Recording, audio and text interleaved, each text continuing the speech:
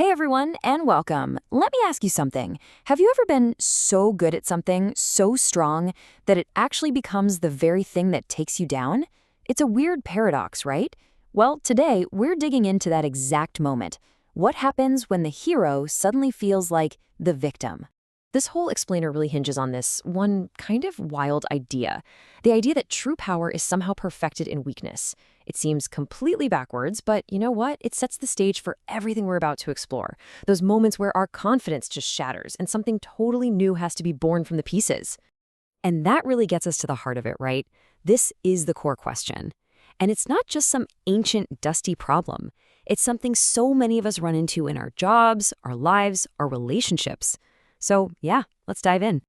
Okay, so first up, we're going to trace this journey from hero to victim. We're going to look at some really big names, iconic figures, who hit a point where their greatest gift started to feel like a curse, and the thing they were known for turned completely against them. Now, to really get our first story, we've got to wrap our heads around this psychological idea called relative deprivation. It basically says we don't get super jealous of strangers or celebrities. No, the really toxic envy, that's reserved for the people right next to us, our friends, our coworkers, even our own family.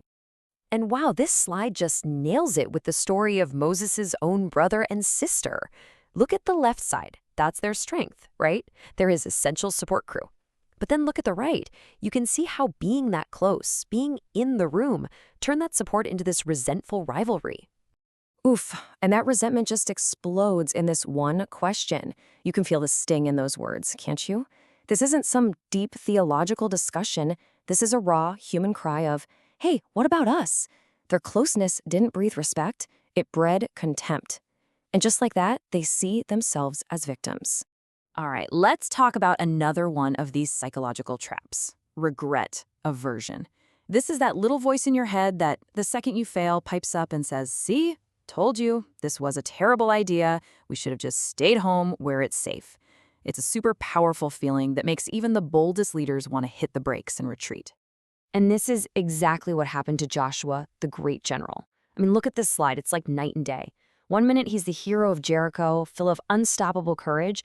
The next, after one small defeat, that entire heroic mindset just crumbles. He becomes this defeated doubter. I mean, just listen to the absolute despair in that quote. It's kind of shocking, right? This is Moses' hand-picked successor, the guy who was supposed to be different, and he's suddenly talking exactly like the faithless generation that wandered the desert. The regret is so intense, he wishes they'd never even started. Okay, one last big idea for this section, and it's something high achievers know all too well: the winner's curse. Think of it like a giant adrenaline crash. You finally do the huge thing, you win the big victory, but that feeling of peace or relief you were expecting, it never shows up. And in that quiet, empty space, your whole psyche can just collapse. And the prophet Elijah is the textbook case for this. It's the ultimate paradox. On the left, you see him at his absolute peak, the fire bringer, the guy who single-handedly faced down 450 prophets with total boldness. And on the right, literally moments after that huge win, his mind just snaps into the lonely, hunted victim. The winner's curse hits him so hard, he basically prays for death. I've had enough, he says. He's totally convinced he's alone, that his huge victory meant absolutely nothing. It's a complete and total burnout. So, how in the world do you come back from that? Well, that brings us to our next part. And that brings us right here to the pivotal reality check. Because for every single one of these heroes, feeling like a victim wasn't the end of the story. Not even close. There was a crucial moment, a turning point, where their entire perspective got turned on its head. The whole key is right here. Just look at the gap between Elijah's story and the actual reality. His feeling was, I am the only one left, period. The fact was, actually, I've got 7,000 others you don't even know about. He was never, ever as alone as his feelings were telling him. So how do you make that shift? Well, the story of this guy Asaph gives us an amazing step-by-step guide. It's basically what modern therapists call cognitive reframing. Step 1, he had to admit the problem. He had to face that painful feeling that his faith wasn't working. Then, and this is key, he changed his environment. He physically went somewhere else. And only then, in that new space, could he get a totally new perspective.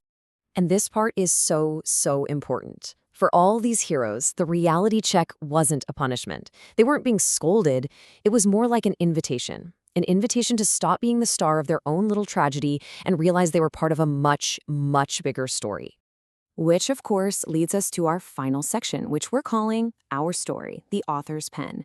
This is where we pull all these ideas together and figure out what the big takeaway is for you and me. So, if we boil all these stories down, we end up with 3 huge reality checks. First, just because you're essential doesn't mean you're in charge.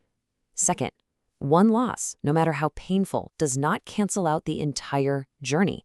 And third, and maybe the most important, you are never as alone as your feelings are telling you. And it all comes full circle with this idea. This is the journey we've been tracing, isn't it? We start out thinking we're the hero. Then circumstances make us feel like the victim. But maybe the final discovery is that we were never the main author of the story in the first place. And so, we'll leave you with this last question to think about. It kind of reframes our own moments of burnout and despair. What if they aren't an ending? What if they're actually an invitation to go looking for our place in a story that's way bigger and better than the one we've been telling ourselves?